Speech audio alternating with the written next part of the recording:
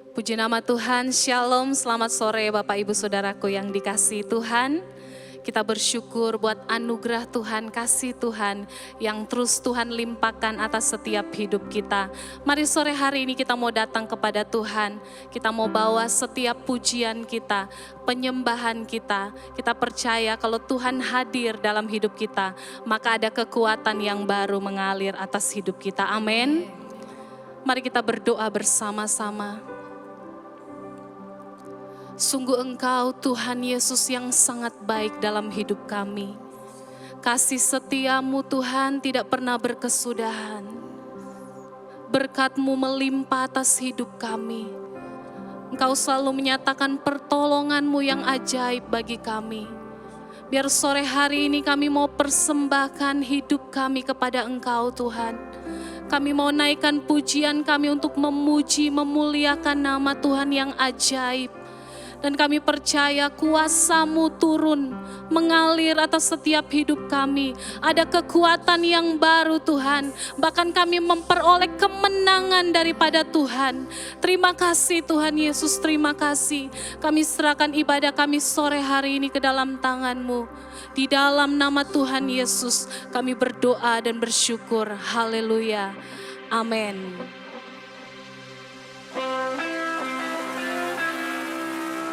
Mari kita mau memuji Tuhan bersama-sama Bapak Ibu Saudara.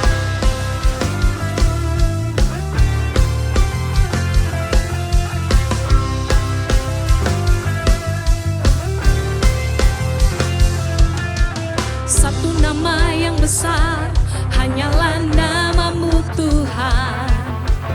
Gunung batu kekuatan, hanyalah nama-Mu Tuhan. Tak terbatas kuasa-Mu Tuhan. Ajaib hebat, Raja perkasa. Kami bawa pujian, nyanyian kemenangan. Masuki gerbang-Mu, hati kami bersuka. Tangan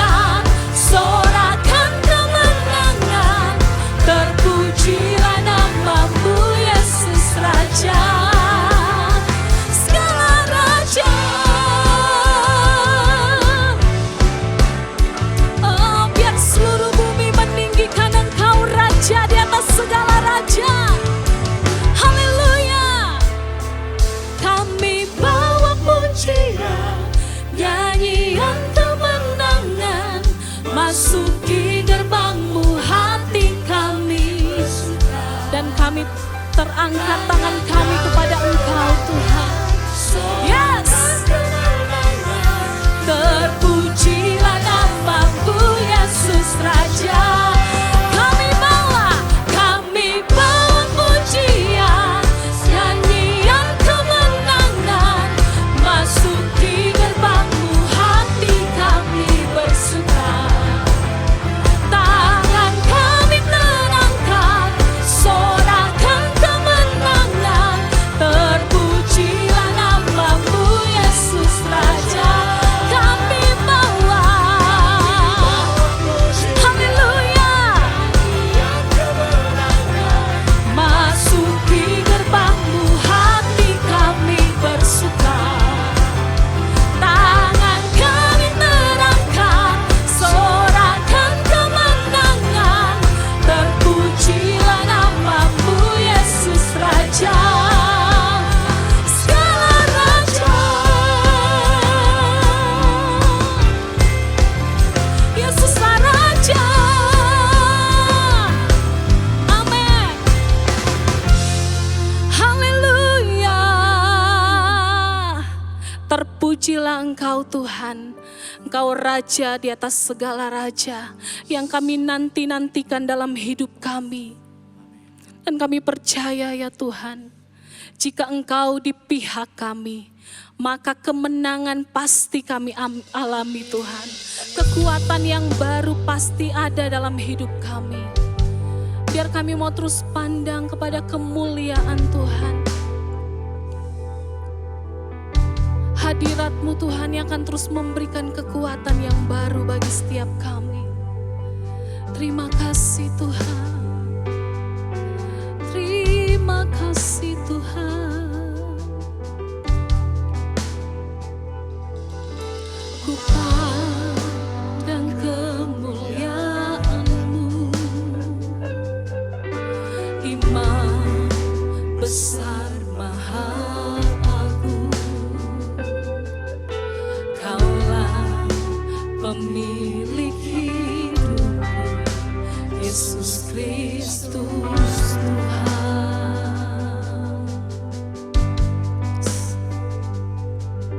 Sujud di depan tatamu, taklukkan seluruh hidupku. Dalam tangan-Mu penebus, Yesus Kristus Tuhan.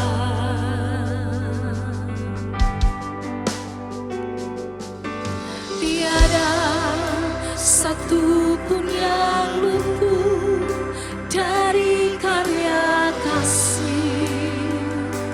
yang mulia. Bagi-Mu segala pujian, hormat, kemuliaan.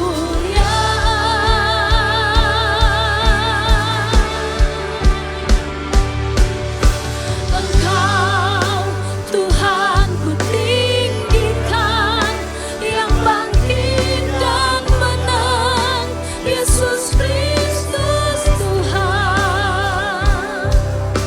Raja mulia dan luhur, berkorban bagiku. Selamatkan jiwaku.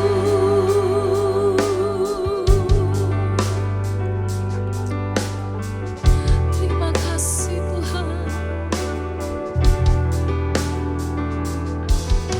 Ku pandang kemuliaan-Mu, Imam besar maha agung. Kaulah pemilik hidupku, Yesus Kristus Tuhan.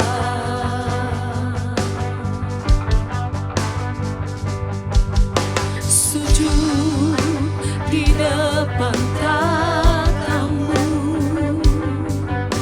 taklukkan seluruh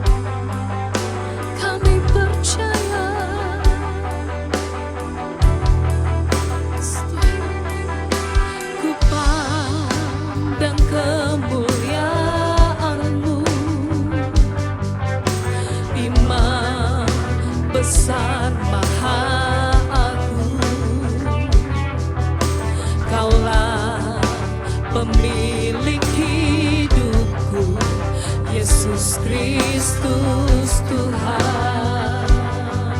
Oh, kami sujud di depan tatamu, di depan tatamu, taklukkan seluruh hidupku ke dalam tangan-Mu penebus kami yang hidup. Amin. Yesus Kristus Tuhan. Oh, tiada satu pun yang luput, tiada satu pun yang luput dari karya kasih-Mu yang mulia. Bagimu segala pujian,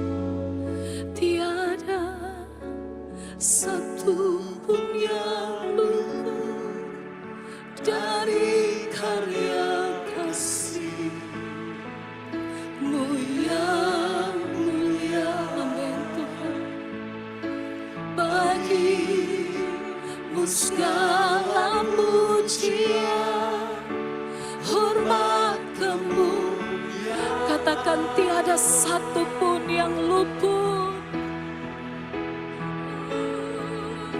tiada satu pun yang luput dari karya kasih.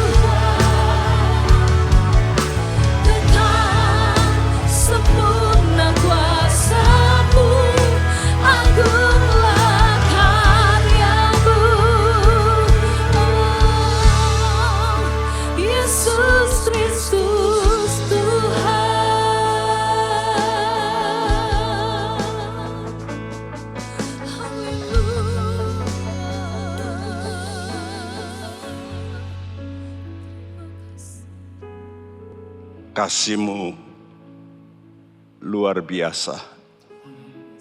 Tiada satu pun yang luput. Tiada satu pun yang luput bagi orang yang betul-betul haus akan Kau. Mata-Mu Tuhan menjelajah, melihat orang yang sungguh-sungguh mencari Engkau. Itulah perkataan-Mu. Karena itu teman-teman kami yang di rumah pun, kami percaya mereka yang haus, yang mendambakan Engkau sebagai mempelai. Tuhan, mereka tidak luput dari mata-Mu ya Tuhan. Tilik mereka Tuhan. Beri kekuatan pada mereka untuk cepat Tuhan melakukan hukum-Mu. Karena waktu-Mu terlalu singkat. Terima kasih. Terima kasih Bapak. Dalam nama-Mu Tuhan Yesus, kami mohonkan berkat-Mu dalam urapan Roh Kudus, supaya setiap pendengar akan diberkati luar biasa. Dalam nama Tuhan Yesus, kami panjatkan doa kami. Haleluya. Amin. Silakan saudara duduk dan memperhatikan firman Tuhan. Ya, minggu lalu saya sudah katakan cepat tanggapi ajakannya. Saya sebagai hamba Tuhan yang memang banyak meneliti firman Tuhan, saya khawatir kalau Anda belum menyiapkan waktumu yang baik untuk benar-benar ready, siap ketemu Tuhan. Ini minggu lalu judulnya cepat tanggapi ajakannya.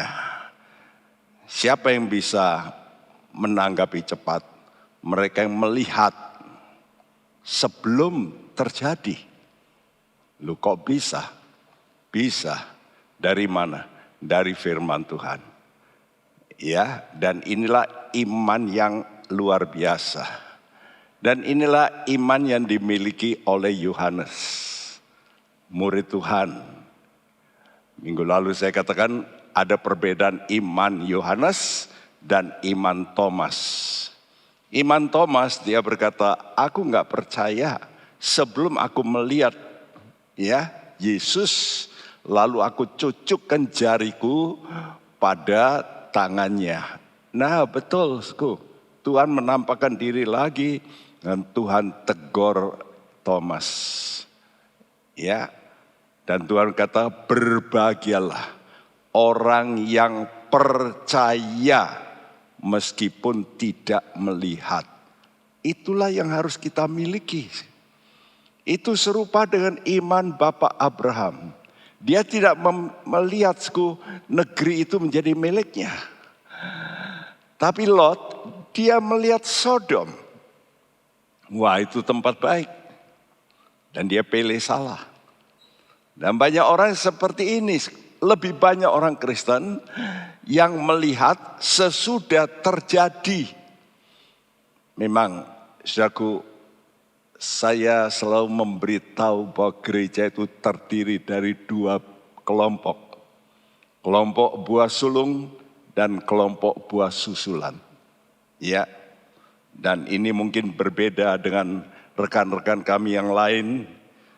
Tapi setelah saya meneliti Kidung Agung, saya lebih diteguhkan lagi.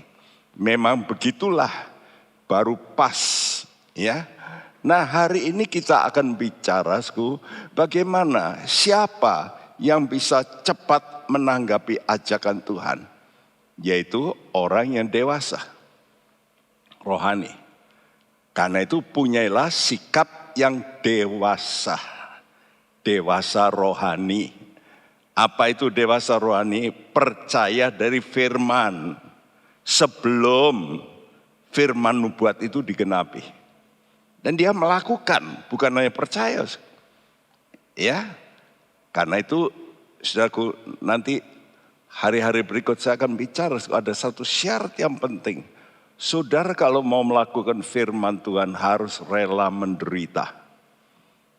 Jadi kalau sekarang tidak rela menderita, ya nanti menderitanya. Itu pilihan. Saudara mau sekarang apa nanti? Ya. Nah, banyak orang rohania belum dewasa percaya setelah firman nubuat itu sebagian digenapi. Memang belum total, tapi sebagian. Tapi sebagian yang paling penting justru digenapi. Baru mereka, iya, saya mau cari Tuhan. Nah itu seperti gambar yang sebelah kanan itu. Setelah rapture mereka, wah benar ya, benar. Saudara yang ingin tahu lebih lanjut dekatnya waktu, coba buka ya khotbah tanggal 1 ya 1 Januari. Nah itu hari Jumat, persis waktu PA juga. Coba teliti supaya sudah makin sadar ini waktu sudah dekat. Ya. Dan perlu kita betul-betul bersiap. Siapa yang menanggapi? Apa toh nanggapi caranya gimana? Yaitu saudara digambarkan sebagai pengantin wanita, saudara menghiasi dirimu. Pengantin itu kalau mau nikah, zaman dulu 2 tahun sebelumnya sudah pesan-pesan, setahun paling enggak. Sudah pesan, kadang-kadang orangnya di sini pesan dulu ya baju pengantin yang terkenal di Sidoarjo. Dari Jakarta perlu meluruk ke Sidoarjo. Hanya untuk mempersiapkan rok pengantin yang hanya dipakai 1 hari. Setelah itu tidak pernah digunakan lagi. Betul enggak? Tapi itu sepertinya disiapkan matang-matang. Waktu mungkin puluhan tahun lalu saya sudah mendengar ada orang di Semarang ini yang cukup kaya. Waktu itu sudah pesan pakaian pengantin 50 juta. Waduh, cuma sehari dipakai. Ya, nah. Kita harus menghiasi, kata Tuhan, menghiasi dengan apa? Kekudusan. Jadi kita harus berhiaskan kekudusan. Tuhan tidak urusan berapa lama engkau ke gereja, berapa pekerjaanmu yang gede-gede, yang besar-besar, aktivitas yang hebat-hebat. Tapi kalau sudah tidak mau hidup kudus, no entrance, enggak ada sorga bagi saudara. Ini harus kita camkan baik-baik. Ya, kekudusan ada utama. Nah, ini pilihan. Saudara mau jadi buah sulung gereja atau buah susulan? Ya. Siapa buah sulung gereja itu? Tadi saya katakan orang yang percaya firman nubuat dan lalu melakukan. Dan waktu melakukan itu pasti wah, saudara mesti banyak menderita. Kenapa Karena sudah menuruti aturan yang tidak dipakai oleh banyak orang. Bahkan orang Kristen. Bahkan mungkin ada pendeta-pendeta hamba-hamba Tuhan yang hebat-hebat. Tapi tidak memakai aturan Tuhan. Nah ini saudara, ini kita terganggu di situ. Nah yang lain enggak apa-apa kok ya. Ya sudah terserah. Itu memang pilihan. Jadi orang yang mau menjadi buah sulung gereja itu, mereka akan mengalami rapture saat Tuhan datang sebagai pencuri. Karena Tuhan berkata bahwa dia akan datang seperti pencuri pada waktu malam. Tiba-tiba. Tapi waktu tiba-tiba itu dia sudah siap. Sehingga dia oke, boleh masuk. Tapi banyak orang akan mengalami masa sengsara. Kenapa? Karena buah sulung gereja diangkat. Begitu terang itu diangkat, dunia jadi apa? Gelap. Benar. Sebab Tuhan kata, kamulah terang dunia. Siapa terang dunia? gereja. Jadi bukan Roh Kudus yang banyak orang berkata Roh Kudus diangkat nanti jadi waktu zaman aniaya, wah Roh Kudus sudah tidak bekerja. Wah, kalau Roh Kudus tidak bekerja, siapa yang bisa menginsafkan? Karena pekerjaan Roh Kudus menginsafkan, lalu memberitahu kebenaran, itu Roh Kudus. Ya, jadi yang diangkat itu bukan Roh Kudus, tapi ada yang menafsir itu Roh Kudus. Oke, ini perbedaan lagi. Memang penafsiran di hal akhir zaman ini banyak perbedaan. Ya. Tapi saya percaya yang akan diangkat Tuhan yaitu gereja buah sulung. Karena itu harus dibagi dua kalau begitu, memang harus. Ya, gereja yang sulung dan gereja yang menyusul. Dan yang menyusul ini akan mengalami masa sengsara. Dalam kitab Daniel sudah diberitahu kurang lebih 600 tahun, ya 500-an tahun sebelum Kristus. Jadi itu 2500 tahun lalu Daniel bernubuat tentang akhir zaman ini. Nanti ada waktu 7 tahun. Nah, ini tentu harus belajar lagi tentang kitab Daniel. Dan ini memang ada waktu 7 tahun masa sengsara. 3,5 tahun permulaan sengsara yang belum terlalu hebat, tapi cukup banyak orang Kristen mati, itu pasti. Nah, saudara baca buku yang sudah saya terbitkan, Andi Offset membuatnya, kitab Wahyu. Cukup tebal, 400-an halaman. Jadi, dalam penerangan Wahyu pasal 6 dan pasal 17, saya terangkan dengan jelas. Banyak orang akan mengalami masa sengsara. Namun mereka lulus juga akhirnya. Tapi melalui sengsara yang besar. Karena memang kriteria itu tetap. Apa itu? Menderita karena kebenaran.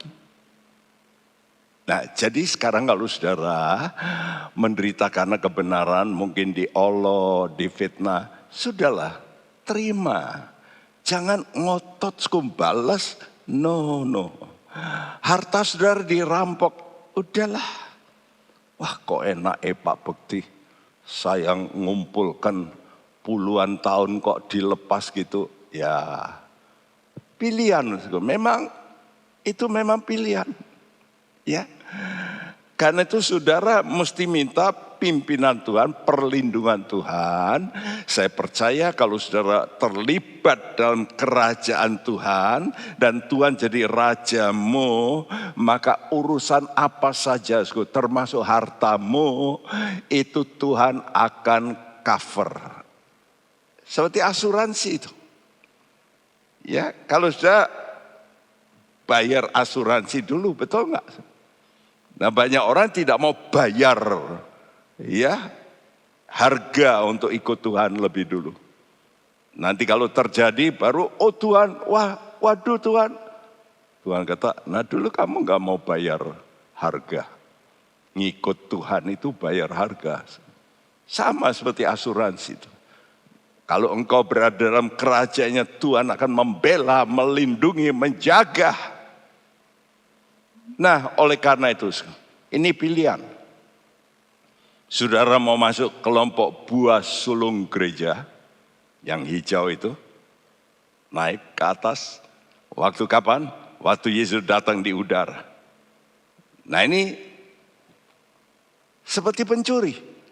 Ya, jadi nanti bangun pagi, loh, istriku di mana? Ke pintu, loh, kok masih terkunci?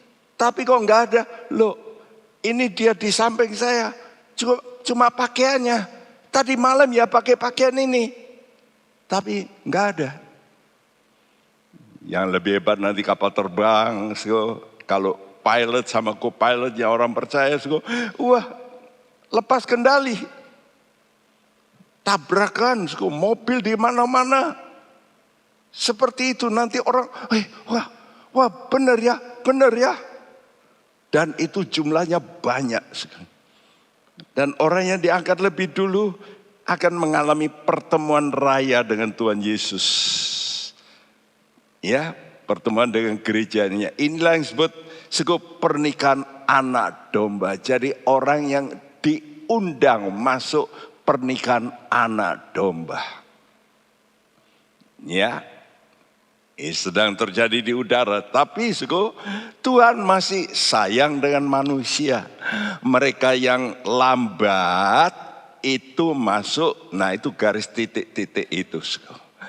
Jadi di depan itu yang hijau itu buah sulung gereja, yang buah susulan gereja itu titik-titik itu harus lewat permulaan sengsara, lalu di tengah-tengah antikris menyatakan diri sebagai Allah, lalu terjadi sengsara besar. Wih, saudaraku, dan kalau jumlahnya Tuhan itu menunggu jumlah. Nanti untuk ini saudara lihat kitab Wahyu pasal 6. Tuhan itu menunggu jumlah. Jadi Tuhan itu sudah siapkan jumlah kursi-kursi di sorga sekian. Itu Tuhan sudah plan. Sudah atur. Ya. Jadi nanti kalau sudah tutup jumlahnya, close. Saudaraku, dan di sini penyaringan lagi. Bagi siapa? Bagi orang yang tertinggal ini, apakah mereka setia atau tidak? Tapi nanti mereka akan diangkat juga, ya, menjadi jemaat, juga menjadi anak Tuhan yang dicintai Tuhan. Ya, lalu barulah bersama-sama turun, yaitu bersama Yesus, kedatangan Tuhan kedua ke bumi untuk menghancurkan antikris. Itulah yang disebut epipania, penyataan Tuhan. Nah, sekarang kita mau tanya, bagaimana kita harus menjadikan dewasa? Nah, Tuhan memberitahu stepnya. Makanya dalam Injil Matius 7 ini, ayat 7 dan 8, mari kita baca. Mintalah, maka akan diberikan kepadamu. Carilah, maka kamu akan mendapat. Ketoklah, maka pintu akan dibukakan bagimu. Karena setiap orang yang meminta, menerima. Dan setiap orang yang mencari, mendapat. Dan setiap orang yang mengetok, baginya pintu dibukakan. Iya, saudaraku, lihat gambar sebelah kiri. Apa perbedaan, ya, tingkat rohani orang. Ada tingkat rohani orang yang taunya cuma minta sama Tuhan. Tuhan lindungilah, Tuhan berkatilah, Tuhan pimpinlah, Tuhan buatlah anak saya lulus. Tuhan saya sakit, Tuhan sembuhkan, minta. Ya, dan itu memang sifat anak-anak, minta. Ya, mana ada anak yang bisa cari uang? Enggak ada, dia selalu perlu diperhatikan. Pikirannya saya ini anak, gak bisa, ya kasihlah. Beri. Gak pernah habis. Jadi orang Kristen yang demikian ini minta diperhatikan. Kalau ada problem, minta didoakan. Ya, pendeta juga mendoakan. Tapi kalau orang itu sendiri gak mau berdoa, mana bisa? Gak bisa.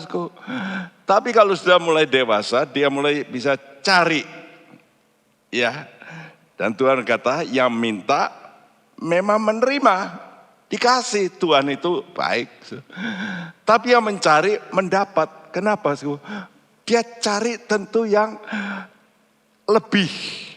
Orang kalau sudah mencari itu, misalnya cari uang, dia cari supaya lebih, betul nggak? Lebih kaya begitu. Maka dia mendapat. Tapi ada tingkatan yang berikut. Yang perlu yaitu setiap orang yang mengetok. Kapan kita mengetok rumah? Dan sudah yakin itu rumahnya orang. Kadang-kadang sudah ketok, sudah nggak yakin bukan. Apalagi itu kalau dokter gitu nggak pasang pelang gitu, rumahnya di situ. Saudara mau ketok nanti, aduh, nanti marah nggak ya? Tapi kalau sudah sering kunjungi dan kenal baik, saudara pasti ini rumahnya dokter itu. Walaupun tidak pasang pelang, sudah ketok terus sampai dibukakan. Nah, itu orang yang yang betul-betul dewasa. Ya. Dan Tuhan akan mengajak kita dalam tingkatan kalau dewasa nanti akan masuk dalam pernikahan anak domba. Kidung Agung 2 ayat 10 sampai 13 berbunyi, Kekasihku mulai berbicara kepadaku, bangunlah manisku, jelitaku, marilah. Karena lihatlah musim dingin telah lewat, hujan telah berhenti dan sudah lalu. Di ladang telah nampak bunga-bunga, tibalah musim memangkas, bunyi tekukur terdengar di tanah kita, pohon ara mulai berbuah, dan bunga pohon anggur semerbak baunya. Bangunlah manisku, jelitaku, marilah. ya ini ayat saya ulang-ulangi. Minggu lalu sudah mendengarkan keterangan tentang hal-hal ini. Kata telah ini berarti nubuat. Walaupun belum terjadi, tetapi Tuhan kata telah. Untuk mengerti ini, saudara melihat tayangan minggu lalu, Jumat lalu. Ya, saudaraku, jadi kita diminta apa? 2 kali, marilah, come away. Marilah itu bukan berarti datanglah, tapi diajak pergi. Ya, untuk ini kita mesti bangun dan kita menjadi orang yang manis di mata Tuhan dan cantik, jelita. Nah, jadi kita perlu tadi apa, carilah. Ini kata kunci, carilah. Jadi kalau kita mau benar-benar siap, kita mesti cari. Cari apa? Hidup yang kudus, hidup yang berkenan sama Tuhan. Oleh karena itu, cari Tuhan. Itu perintah. Jadi jangan cari berkat Tuhan. Cari pertolongan Tuhan, tapi tidak cari Tuhan. Banyak orang cari tangan Tuhan, tapi bukan pribadi Tuhan, dompetnya Tuhan. Ya, Mazmur 27 ayat 8 berbunyi, Hatiku mengikuti firman-Mu, carilah wajahku, maka wajah-Mu kucari, ya Tuhan. Inilah ucapan Daud. Hatiku mengikuti firman-Mu. Apa firman Tuhan? Carilah. Cari apa? Wajah. Banyak orang bukan cari wajah, cari apa? Dompetnya Tuhan. Saya pernah mendengar cerita dan ini kejadian benar. Wanita ini ngaku ini suaminya. Tiap kali kalau saya pulang itu, wah, istri saya itu mesti ngerogoi kantong saya. Dia lihat dompetnya, ada uang enggak? Kalau ada, hilang. Begitu rupasku. Jadi yang dicari itu selalu duit. Apakah suamiku bawa duit apa enggak? Ya, dia terlambat datang, malam datang, jam 2 datang. Enggak masalah, asal dompetnya ada uang, nanti dia ambil. Oh, senang. Nah, kalau orang begitu ya sorry. Ya. Jadi kita mesti cari yang namanya wajah Tuhan. Wajah itu berarti saudara mesti tatap, bertemu. Apa alasan orang yang cinta Tuhan mencari Tuhan? 1 Tawarik 15 ayat 11 itu diulangi dalam Mazmur 105 ayat 4. Karena ini juga perkataan daripada Daud yang berbunyi, carilah Tuhan dan kekuatannya, carilah wajahnya selalu. Iya, jadi kalau sudah cari Tuhan, cari wajahnya, mendapat apa? Impartasi, kekuatan. Wow, Dan banyak orang Kristen tidak cari kekuatan, tapi cari berkat Tuhan, bukan cari kekuatan Tuhan. Kalau bilang cari kekuatan untuk apa? Untuk menghadapi, betul enggak? Menghadapi tantangan, menghadapi masalah untuk hidup benar itu loh. Kita butuh kekuatan istimewa. Perhatikan untuk kita gereja akhir zaman, saudara mesti mempunyai kekuatan untuk apa? Untuk luput masa sengsara. Dengar baik-baik. Dan ini waktunya tinggal sedikit. Lihat saja. Masa sengsara pasti terjadi. Ya, ini yang selalu membuat saya risau. Sekali saya, ayo toh umat Tuhan dengar, siapkan. Supaya kita tidak masuk masa sengsara. Kalau bisa kita ini masuk kelompok yang pertama dijemput Tuhan. Sudah siap. Tapi yang tidak perlu kekuatan untuk apa? Masa sengsara. Dan ini Tuhan sudah bicara waktu dia ada di muka bumi. Dia bicara dalam perikop kedatangannya dalam Injil Lukas 21. Nanti sudah baca seluruh Injil Lukas 21 itu bicara kedatangan Tuhan. Dan dia bicara dalam ayat 34 sampai 36 berbunyi, jagalah dirimu, supaya hatimu jangan syarat oleh pesta pora dan kemabukan, serta kepentingan-kepentingan duniawi, dan supaya hari Tuhan jangan dengan tiba-tiba jatuh ke atas dirimu seperti suatu jerat. Sebab ia akan menimpa semua penduduk bumi ini. Berjaga-jagalah senantiasa sambil berdoa, supaya kamu beroleh kekuatan untuk luput dari semua yang akan terjadi itu, dan supaya kamu tahan berdiri di hadapan Anak Manusia. Iya, jadi cari wajah Tuhan untuk apa? Untuk kekuatan. Nah ini dikatakan Tuhan, jagalah dirimu. Hati-hati, jangan sampai kamu dipenuhi dengan pesta pora, kesenangan. Orang mabuk itu senang. Wah, mabuk-mabuk, senang. Dan jangan sampai kamu syarat dengan kepentingan duniawi. Banyak orang ini mungkin gak mabuk-mabuk, tapi kepentingannya banyak. Wah, saya perlu saham ini, waduh, saya ini, waduh. Perlu numpuk terus, kepentingan-kepentingan. Wah, saya perlu punya, kalau punya resort sendiri. Enggak perlu sewa, tapi punya resort sendiri. Saya mau punya rumah yang besar, bukan main. Ya, kata Tuhan, awas. Hari Tuhan jangan tiba-tiba datang. Nah itulah. Tiba-tiba itu pencuri pada waktu malam itu. Ya, dan ini dikatakan Tuhan akan menimpa semua penduduk bumi. Karena itu berjaga, kata Tuhan. Senantiasa. Sambil berdoa. Untuk apa? Supaya kamu beroleh kekuatan.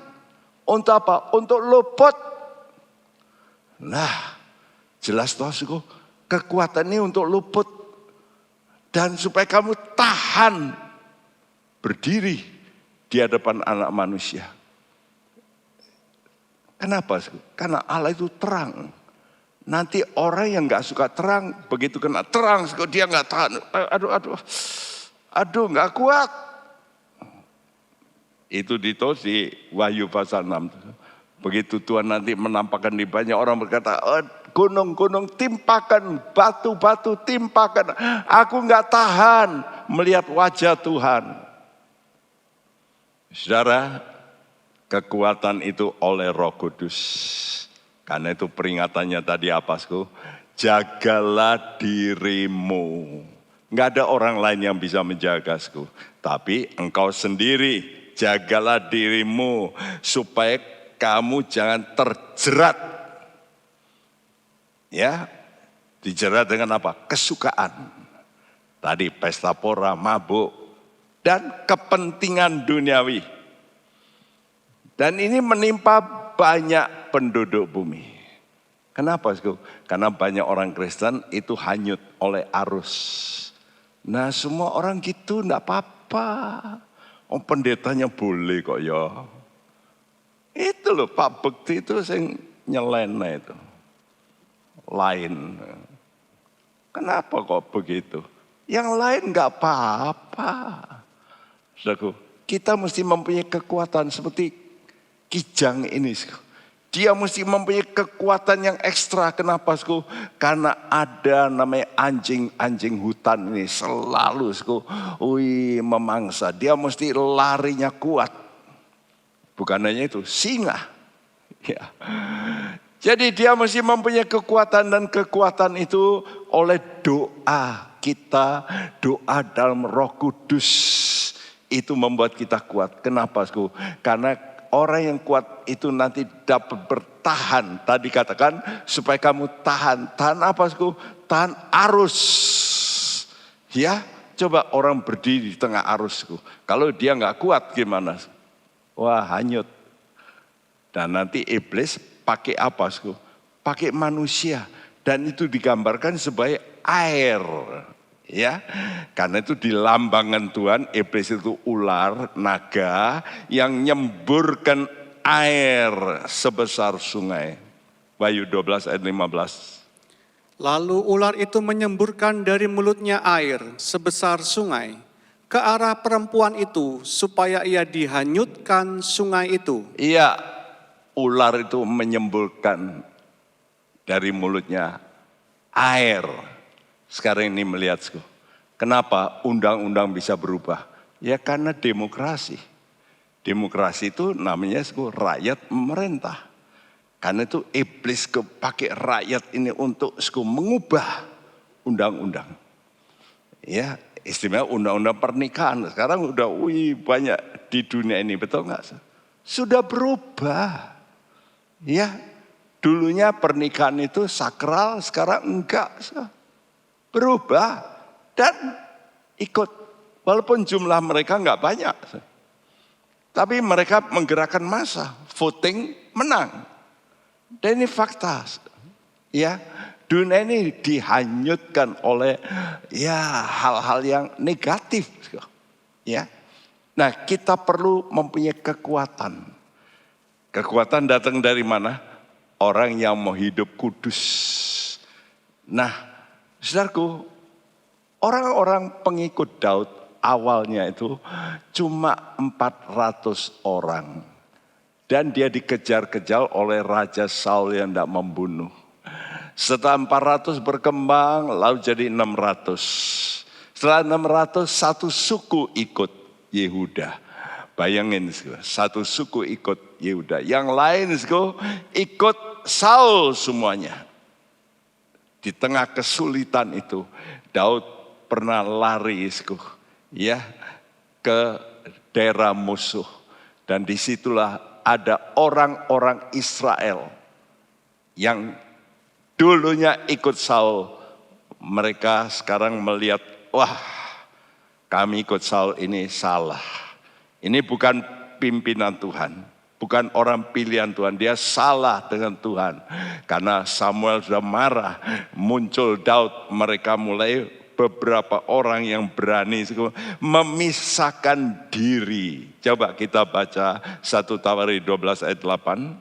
Juga dari orang Gad ada yang memisahkan diri dan pergi kepada Daud ke kubu di padang gurun, yakni pahlawan-pahlawan yang gagah perkasa, orang-orang yang sanggup berperang, yang pandai menggunakan perisai dan tombak, dan rupa mereka seperti singa, dan cepatnya seperti kijang di atas pegunungan. Eser, kepala. Mereka itulah dari Bani Gad, kepala-kepala pasukan, satu orang yang paling kecil sanggup melawan 100 orang, dan yang paling besar sanggup melawan 1000 orang. Wih, ini orang-orang yang pahlawan. Mereka lihat, wah janji Tuhan ada pada Daud. Yuk mereka memisahkan diri. Walaupun perginya kemana? Ke padang gurun loh. Ini raja belum raja ini. Tapi mereka tahu pasti jadi raja. Nah kita ikut Tuhan itu seperti itu. Kita belum lihat ikut Tuhan itu banyak, wah hebat ya. Sudah teratur seperti pengikut Daud ini. Orang-orang inilah yang nantinya jadi pahlawan-pahlawan. Ya, kenapa? Karena mereka kuat, hebat, tapi justru berpindah, berani. Siapa itu? Yang sanggup perang. Ya, yang sanggup perang. Dan punya kekuatan, cepatnya larinya seperti apa? Kijang. Nah, mereka perang sanggup melawan. Dikatakan orang yang paling kecil bisa melawan 100. Wih, kuat. Tapi mereka berkata, saya nggak mau ikut Saul. Ini bukan pilihan Tuhan. Kami mau ikut Daud. Ya.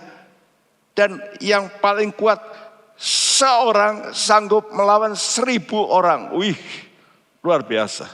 Kenapa? Karena tahu ya. Orang yang tahu waktunya ini, wah, time-nya sudah. Nah, sekarang bagaimana saudara cara saudara mencari Tuhan? Yang pertama itulah saudara cari Tuhan di mana? Dalam kitab Tuhan, Alkitab. Karena firman Allah itu Allah. Yesaya 34 ayat 16 tidak perlu kita baca seluruhnya, tapi dikatakan carilah dalam kitab Tuhan dan bacalah. Jadi Tuhan ini memakai hamba-hamba Tuhan menyusun Alkitab ini 40 orang penulis kira-kira selama 1500 tahun. Dari yang awal sampai akhir itu bedanya begitu. Dan itu kan tulisan tersebar di mana-mana. Ya, tapi Tuhan bisa kumpulkan gitu. Ya, yang hijau saya tulis, Roh Tuhan sendiri telah mengumpulkan itu. Catatan-catatan itu. Lalu jadi 66. Loh kok bisa 66? Inilah pekerjaan Roh Kudus. Ya. Dan aneh, angka 66 ini, ya luar biasa. Dan inilah di sini banyak gereja yang juga tidak mau memakai 66, ada tambahan lagi. Ya, ditambah lagi dengan penemuan baru. Nah begitulah.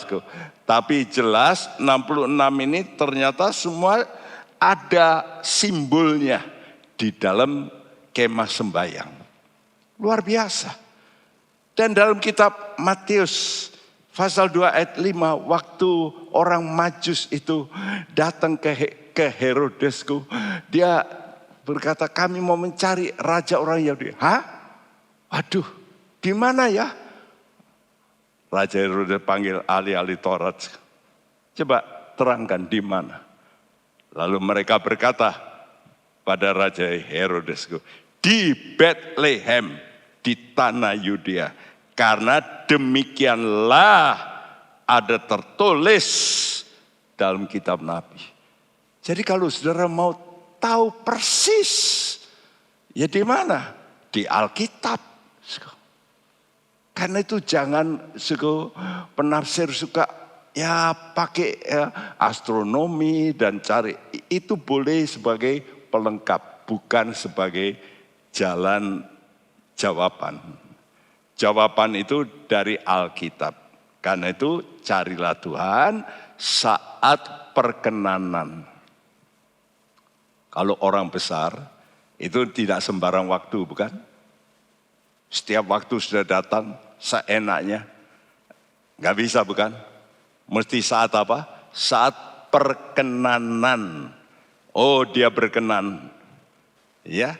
Nah, kalau berkenan menurut waktunya Tuhan. Jadi saudara mesti mencari Tuhan menurut waktunya Tuhan.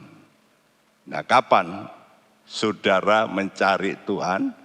kata Tuhan. Yang kedua ini adalah saudara mesti mencari selalu, ya, terus dan selama berkenan. Jadi kalau dia tidak berkenan nanti sudah cari Tuhan, teriak-teriak nangis, Tuhan sekarang saya mau. No, saya tidak berkenan. Ya, karena itu Mazmur 105 ayat 4 berkata, Carilah Tuhan dan kekuatannya, carilah wajahnya selalu. selalu. Cari apa? Wajah. Selalu. Jadi selalu itu berarti setiap hari kalau bisa, dan saudara mesti cari wajah Tuhan selalu. Yesaya 55 ayat 6. Carilah Tuhan selama ia berkenan ditemui. Berserulah kepadanya selama ia dekat. Iya, jadi selama dia dekat. Selama dia berkenan ditemui. Apa itu? Sudah melihat sekali lagi chart ini, diagram ini, skema, diagram, timeline. Sudah lihat waktu Yesus mati, kita diberi namanya zaman anugerah. Nah inilah zaman perkenanan. Ya, nanti kita berada di saat ini. Ini artinya mau tutup ini saat perkenanan ini. Ini kita ini hidup pada akhir zaman. Jadi waktunya perkenanan itu tinggal sedikit untuk persiapan. Karena itu saya terus gembar-gembor ini. Ayo toh siap. Bagi jemaat yang belum siap, ayo. Sudah jangan banyak pusing tentang dunia ini, pandemi dan sebagainya. Sudah konsentrasikan, ya, saudaraku, supaya nanti kalau Tuhan datang di udara, itu tanda panah ke bawah biru, saudaraku, maka saudara itu sudah siap untuk dijemput. Tanda panah hijau, sudah menjadi buah sulung gereja. Nanti terjadi pertemuan di udara karena tubuh kita nanti diubah. Dengan tubuh yang tidak bisa mati, tubuh baru, tubuh yang tidak kena gaya tarik ke bumi, tidak. Dan setelah itu akan datang masa aniaya MS 7 tahun. Tadi itulah sebuah susulan gereja nanti akan masuk di situ. Dan jumlahnya banyak. Ya banyak yang begitu orang Kristen. Nanti tapi mereka juga diangkat oleh Tuhan. Bertemu di udara. Nah kalau sudah timingnya Tuhan akan datang bersama semua ke bumi. Ya untuk apa? Berperang melawan namanya Antikristus. Di mana? Di Armageddon. Dan itu sudah ditulis di Alkitab juga. Jadi nggak bisa lari dah. Ini plotting Tuhan ini sudah jelas begini. Ya, setelah itu Tuhan akan mendirikan kerajaan 1000 tahun. Saudara, jadi kita mesti cari Tuhan sampai ketemu Tuhan. Siapa itu? Itulah orang yang mengetok, betul? Coba dibacakan. Karena setiap orang yang meminta, menerima. Dan setiap orang yang mencari, mendapat. Dan setiap orang yang mengetok, baginya pintu dibukakan. Iya, mengetok. Jadi saudara masih terus ketok-ketok sampai dibukakan. Nah itu namanya doa dengan tekun. Betapa pentingnya sudah berdoa. Ya, kenapa? Karena menurut cerita Lukas 11 ayat 5 sampai 8, di situ ada cerita orang kedatangan tamu, ya, sahabat tengah malam, dia nggak punya roti, dia pergi ke sahabatnya, lalu dia ketok. Sahabat itu berkata, aduh aku sudah tidur, jangan ketok.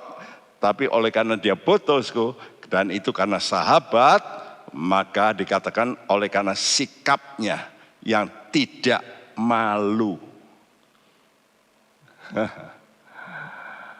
Orang itu kadang-kadang mengetok orang terhormat. Waduh, malu ya. Ya, tapi ini enggak, sikap mendesak. Bahasa lain lancang gitu. Lu kok berani lancang? Kawan dekat. Ya. Jadi sebab yakin yang diminta ini sahabat yang baik hati. Walaupun dia sedang tidur diketok tengah malam. Dan orang ini pasti sering ketemu. Ya betul-betul sudah biasa ketemu. Siapa itu? Orang yang suka melakukan perintah Tuhan. Maka Roh Kudus mengurapi dia. Nah itu pertemuan. Jadi kapan Tuhan itu bertemu dengan kita? Waktu kita berdoa, waktu kita berjalan, waktu kita kerja, Roh Kudus ini kita rasakan hadiratnya. Ya, dan Tuhan itu menerima kita sebagai sahabat. Yohanes 15 ayat 15 berkata, kamu bukan lagi hamba, aku menyebut kamu sahabat. Karena kamu melakukan perintahku. Sehingga apa permintaan sahabat ini? Yaitu Tuhan jadikan kami buah sulung gereja. Dan Tuhan kata, oke, karena kamu sahabat yang betul aku tahu, benar hidupmu, bersih, kudus, oke, come up. Itu dikatakan Tuhan dalam Wahyu 4 ayat 1 kepada siapa? Yohanes, Rasul. Rasul ini melihat pintu sorga terbuka. Lalu ada suara berkata, come up, naiklah. Nah betul, Yohanes lalu naik. Itu gambaran daripada rapture. Ya. Nah sikap mendesak ini juga dituliskan di Alkitab. Dalam perumpamaan tentang janda berhadapan dengan hakim yang lalim. Tapi dia datang terus minta apa? Minta dibenarkan. Dan di situ tuliskan tentang kita berdoa dengan tidak jemu-jemu.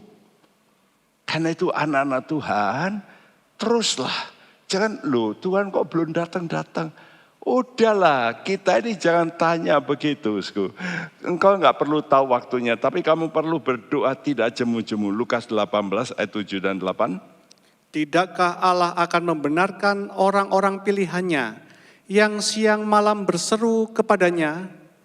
Dan adakah ia mengulur-ulur waktu sebelum menolong mereka? Aku berkata kepadamu, ia akan segera membenarkan mereka. Akan tetapi jika anak manusia itu datang, adakah ia mendapati iman di bumi? Ini menjadi pertanyaan yang tidak dijawab. Kalau nanti Tuhan datang, anak manusia, Yesus pernah jadi manusia, itu datang, adakah ia mendapati iman? Ataukah rontok? Karena apa? Karena problem. Ya, karena itu saudara mesti apa? Cari wajahnya selalu. Cari dalam doa-doamu hadirat Tuhan. Dan kau terus berdoa dalam Roh Kudus, itu namanya cari wajahnya selalu. Siapa ini? Inilah orang yang masuk buah sulung gereja. Ya. Dari percakapan saya dengan beberapa pengajar akhir zaman. Dia berkata, Pak Bekti, aku kok baru dengar kok dibagi dua begitu. Wah, kok beda dengan apa yang aku sendiri. Ya udahlah, kamu dengarkan aja. Ya, dengarkan. Ya, dan dia minta juga diajar. Ini pengajar ya.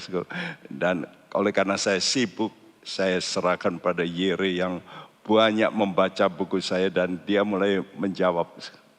Ya, saudara, kenapa? Karena ternyata dulu tidak ada peneguhan yang kuat begitu. Tapi kali ini setelah saya menyelidiki terus kok 1 bulan kitab Kidung Agung itu saya makin dimantapkan. Ada 2 ya gambaran daripada pengantin. Kidung Agung 3 ayat 1 dan 2. Di atas ranjangku pada malam hari, kucari kekasih jiwaku. Kucari, tetapi tak kutemui dia. Aku hendak bangun dan berkeliling di kota. Di jalan-jalan dan di lapangan-lapangan kucari dia, jantung hatiku. Kucari, tetapi tak kutemui dia. Aneh ya, di atas ranjang, pada malam hari, kucari kekasih jiwaku, mestinya begitu ya. Cuma bahasa Indonesia jantung hatiku. Beda ini, kekasih jiwa, ada jiwa ini, kalau ini jantung. Ya, jadi problem apa? Problem jiwa. Nah, untuk ini saya nanti akan terangkan lebih detail minggu depan bahwa orang-orang yang mencari Tuhan pada malam hari. Di mana? Di ranjang loh. Mencari Tuhan kok di ranjang, gimana toh? Kamu mesti keluar. Ya. Tapi diawali lebih dulu di ranjang. Ya. Itu di tempat tidur. Ya. Jadi waktu saudara lagi rest, berada dalam perhentian. Karena itu betapa pentingnya perhentian ini. Ya, kalau sudah tidak bisa berhenti dalam arti tidak disibukkan dengan kepentingan duniawi, dengan pesta pora, kesenangan dunia, engkau berhenti. Ini yang disebut sabat. Waktu engkau bisa berhenti di bawah kaki Tuhan, di situ engkau mencari. Ya. Tapi ayat ini berkata tidak kutemui. Lalu ada sikap, wah kalau enggak temu aku bangun. Aku mau keliling kota, jalan-jalan. Ini kan belum ya, tapi kan aku hendak bangun. Tadi kan dikatakan oleh Tuhan apa? Waktu dia ajak, ya, bangun, betul enggak? Manisku, jelitaku, marilah. Nah ini dia sekarang nanggapi begitu. Ini loh. Jadi orang ini diajak oleh Tuhan bangun, ini dia berkata komitmen, aku hendak bangun. Ya. Aku cari, tapi tidak ketemu. Loh, nanti dulu ya. Ini baru sepotong. Jadi nanti sudah dengarkan minggu depan lanjutannya bahwa bangun ini penting. Jadi sikap lebih dulu. Tapi yang penting ini pada waktu malam cari. Nah ini adalah model gereja akan menjadi buah sulung gereja. Yaitu ada usaha. Dimulai di mana? Dimulai dengan kerinduan. Ya. Kerinduan. Jadi kalau sudah enggak rindu, enggak ada dorongan. Yesaya 26 ayat 9. Dengan segenap jiwa aku merindukan engkau pada waktu malam. Juga dengan roh aku mencari engkau pada waktu pagi. Sebab apabila engkau datang menghakimi bumi, maka penduduk dunia akan belajar apa yang benar. Iya. Nanti pasti Tuhan akan datang untuk apa? Menghakimi bumi. Nah saat itulah orang baru belajar yang benar. Sebetulnya jangan begitu. Sebelum penghakiman kita belajar benar dulu. Nah inilah orang-orang yang nanti bisa diubahkan tubuhnya. Sebab nanti ada orang-orang yang masuk dalam kerajaan 1000 tahun belum diubahkan tubuhnya. Belum. Nah disitulah mereka belajar apa yang benar. Tapi masih bisa berdosa karena masih belajar, betul enggak? Kita sekarang ini mesti apa, Sku? Dengan segenap jiwa aku merindukan engkau. Apa itu jiwa? Pikiran, perasaan, kehendak. Nah, bagaimana? Apakah saudara mempunyai kerinduan untuk ketemu dengan Tuhan? Jiwamu, ya. Biasanya engkau mikir-mikir, apa ya? Waduh, nanti aku beli ini, beli itu. Waduh, wah, usaha ini, usaha. Tapi jarang saudara merindukan. Kalau ada kerinduan, maka saudara mempunyai yang berikut. Engkau mencari. Perhatikan, dengan segenap jiwa, aku merindu. Ya, dengan roh, bahasa Indonesia sepenuh hati. Maksudnya dengan roh, aku mencari. Jadi Tuhan kasih kita roh, spirit ini untuk mencari. Ini beda dengan binatang. Binatang gak punya spirit. Karena itu dia tidak bisa mencari pergantian rumahnya. Yaitu itu aja, burung pipit, yaitu 1000 tahun lalu, ya sama. Kita manusia kan terus mencari. Jadi ada usaha mencari dengan roh, kalau lebih dulu jiwamu ini punya kerinduan. Saya harap saudara semua mendengarkan firman Tuhan untuk muncul kerinduan lebih dulu. Aku rindu nanti kalau Tuhan datang, aku masuk ketemu dengan Tuhan. Aku diangkat lebih dulu, aku rindu, luput. Tapi rindu mesti dengan usaha ya. Jangan cuma rindu-rindu aja. Mesti ada usaha apa? Mencari. Ya.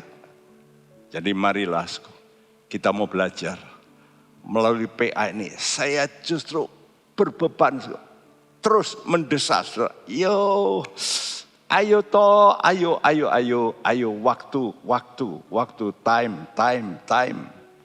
Nanti kalau time is up, time out, sudah baru cari Tuhan sungguh, sulit. Dan harganya kematian. Sekarang ini cari Tuhan tidak mati bukan? Tapi memang sudah mesti mati dagingmu. Ya, perasaanmu kadang-kadang mesti engkau matikan kalau engkau difitnah, dikata-katai. Saya dikata-katai di depan umum. Saya mesti mematikan perasaan saya. Diam. Dan ini bukan sekali loh. Ya, dikata-katai waktu rapat pimpinan, pernah. Dikata-katai waktu kumpul pendeta-pendeta, ya, di Semarang, saya pernah dikata-katai. Dikata-katai waktu sidang sinode PGPI. Itu 70-an ketua sinode. Saya dikata-katai. Saya diam aja. Cuma dalam batin Tuhan kuatkan saya. Justru teman saya yang di sebelah saya yang gak tahan. Saya tahan, dia yang gak tahan. Dia yang berdiri, yang bicara. Saya diam aja. Ngapain itu? Ngapain perlu ditanggapi? Ya, kita terima sebagai apa? Sebagai salib. Karena itu mari, kita rindu untuk bersekutu dengan Tuhan. Rindu selalu bersamamu. Mari kita punya kerinduan Tuhan. Seperti anak, rindu dipeluk. Rindu dipangku. Rindu untuk diayomi. Aduh, setelah dia dipangku, aduh dia tidur, lelap, rest.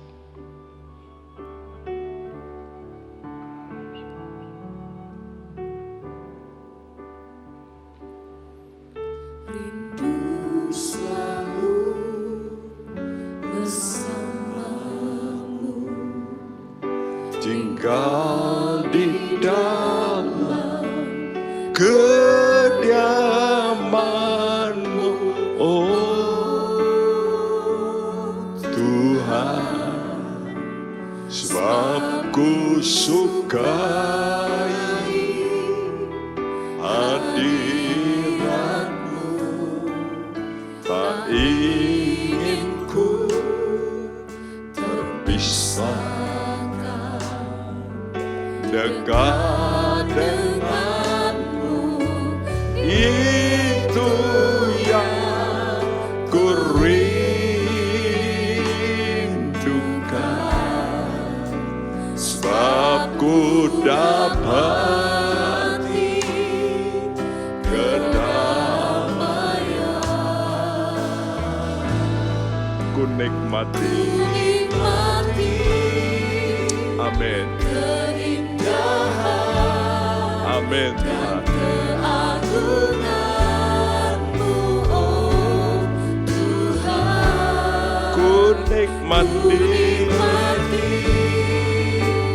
kemuliaan-Mu, menyembah-Mu dengan segenap hatiku.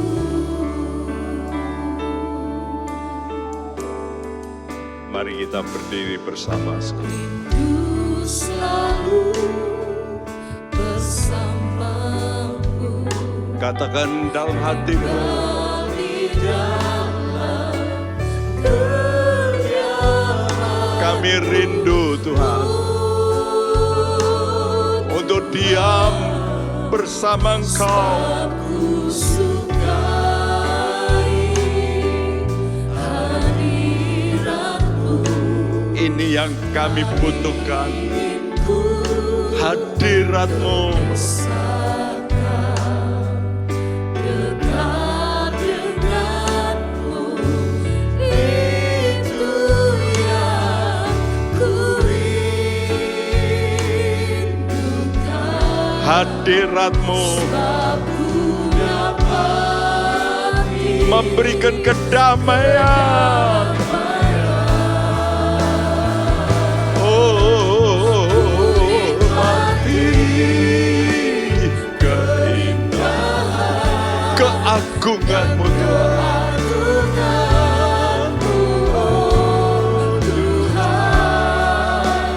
Ku nikmati Kemuliaan-Mu, kemuliaan-Mu, menyembah-Mu yes. dengan segenap hatiku.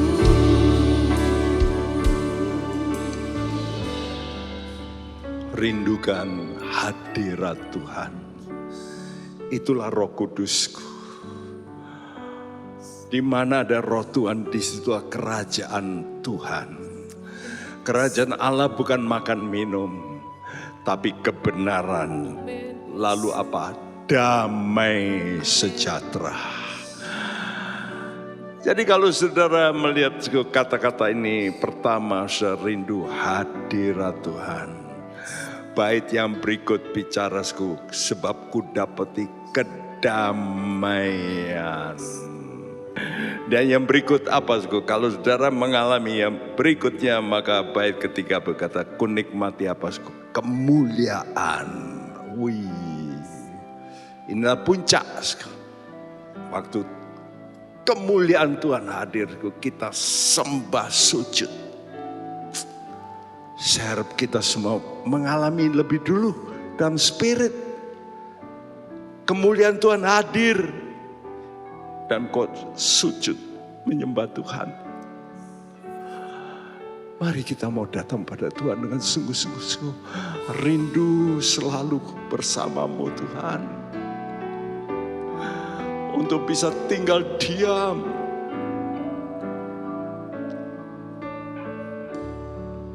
Haleluya, haleluya. Rindu selalu bersamamu, tinggal di dalam kediaman.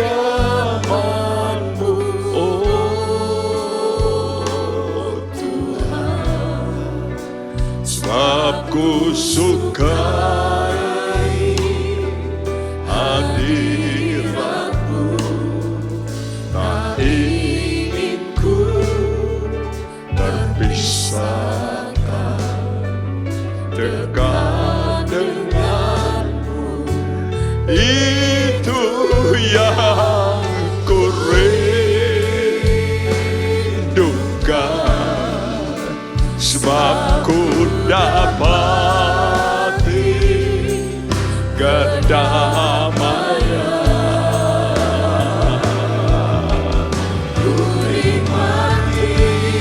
Amin. Yes. Dan keagungan-Mu, oh Tuhan. Ku nikmati kemuliaan-Mu, menyembah-Mu dengan segenap. Ku nikmati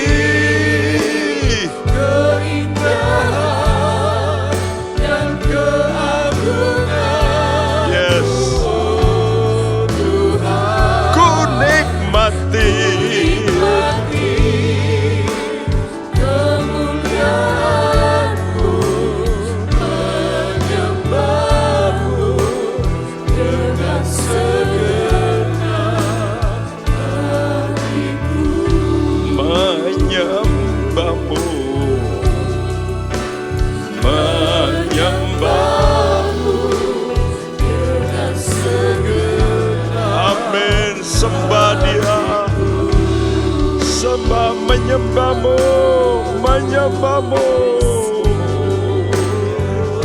menyembah-Mu, menyembah-Mu,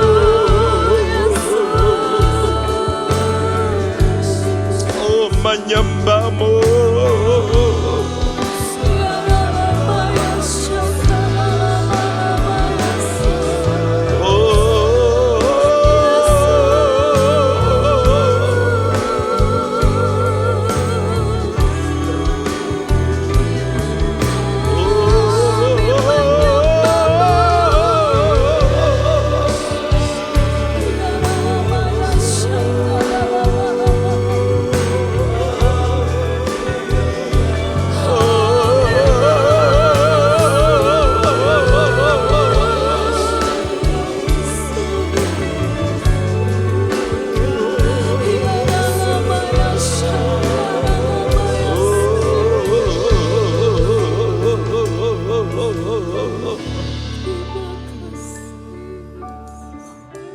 Hamba-Mu mengerti masa pandemi ini banyak orang kehilangan sukacita karena tidak bisa berkumpul bersama-sama, bahkan dengan keluarganya kadang-kadang harus menjauh,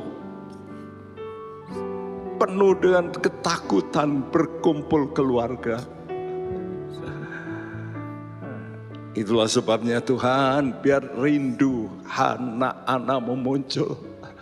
Hanya satu jalan waktu Engkau datang, semuanya akan berubah total. Tubuh kami tidak akan bisa kena virus. Kami punya tubuh yang diubahkan oleh Tuhan. Tubuh kebangkitan, tubuh yang penuh kemuliaan. Bahkan Kau berkata bahwa ada suatu suasana meriah. Meriah karena kumpulannya meriah. Bermiliar-miliar manusia berkumpul dengan tubuh kemuliaan, memuji Engkau, menyembah Engkau dengan sorak-sorai, dengan sukacita. Haleluya! Hari yang besar yang kami nantikan, hari yang besar kami dambakan, hari yang mulia. Datanglah ya Tuhan, datanglah dan siapkan anak-anak-Mu semua supaya mereka berhiaskan kekudusan, memakai jubah yang putih di mata Tuhan. Terima kasih, terima kasih. Memberkati Tuhan pemerintahan kami untuk menanggulangi masa pandemi ini, baik dalam segi politik, ekonomi. Tuhan, Engkau tolong semuanya, dan supaya bisa Engkau beri hikmat akal budi, memberkati keluarga-keluarga orang-orang percaya juga. Engkau terus berikan bimbingan-Mu. Tuhan, Engkau akan menyertai, melindungi, menjaga, dan hindarkan dari semua Tuhan roh maut. Kami percaya Engkau ada kebangkitan dan hidup. Terima kasih, Terima kasih. Sekarang kami mau menerima berkat-Mu, kami tadakan tangan kami. Saudaraku, terimalah berkat. Berkat-berkat sorgawi. Berkat kekuatan. Supaya engkau tahan menghadapi hari yang sukar. Bahkan engkau nanti akan diluputkan. Dengan diubahkan tubuhmu. Amin. Dan biar itu terjadi dan terjadi. Dan anak-anak Tuhan yang sekarang menyiapkan benar hidupnya. Terimalah berkat ini di dalam kuasa daripada Allah Bapa kita, dalam perlindungan Roh Kudus, dan juga berkat-berkat yang disampaikan oleh Tuhan Yesus Kristus sumber berkat. Terimalah berkat, semua berkat ini dengan sukacita, dengan kemenangan di dalam nama Tuhan Yesus. Semua kita yang percaya berkata bersama amin. Tuhan memberkati. Amin. Hai Inspiration People, jangan lupa untuk mengikuti iGen Online Service setiap Sabtu jam 5 sore di YouTube channel Generasi Inspirasi. God bless. Hai Sobat Nambah, ikuti terus ya ibadah nambah online setiap minggu jam 10 pagi di YouTube Nambah Kids Church atau jam 11 siang di IGTV @nambahkc. Yuk bersukacita bersama. God bless you. Penyaluran kolekte maupun persembahan lainnya dapat dilakukan melalui transfer ke nomor rekening gereja dengan nomor 009 707 2071 atas nama Megawati dan Lee Irwande atau dengan scan QR Code berikut ini.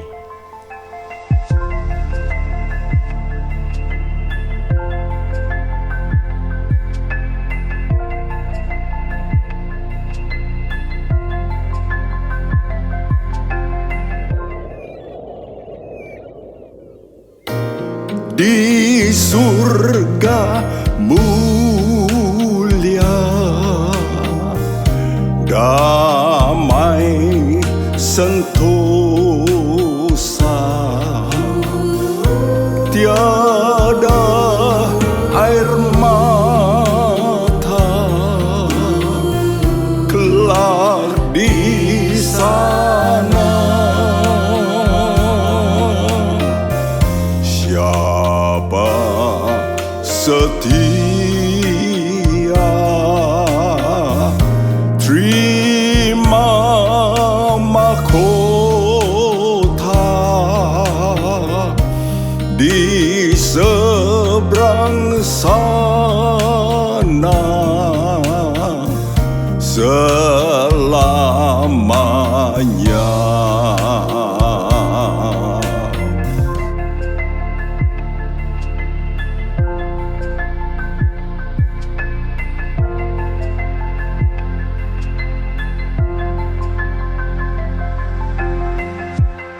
Bagi jemaat Tuhan yang rindu mendapatkan informasi seputar kegiatan gereja, renungan harian, dan lain-lain melalui WhatsApp gereja, Anda dapat mendaftar dengan cara ketik BC spasi on dan mengirimkan ke WA gereja dengan nomor 0815 7802 2000. Untuk mengikuti ibadah offline di gereja, jemaat dapat mendaftarkan diri di link berikut ini. Silakan mengisi data diri dan mengikuti protokol yang sudah ditentukan.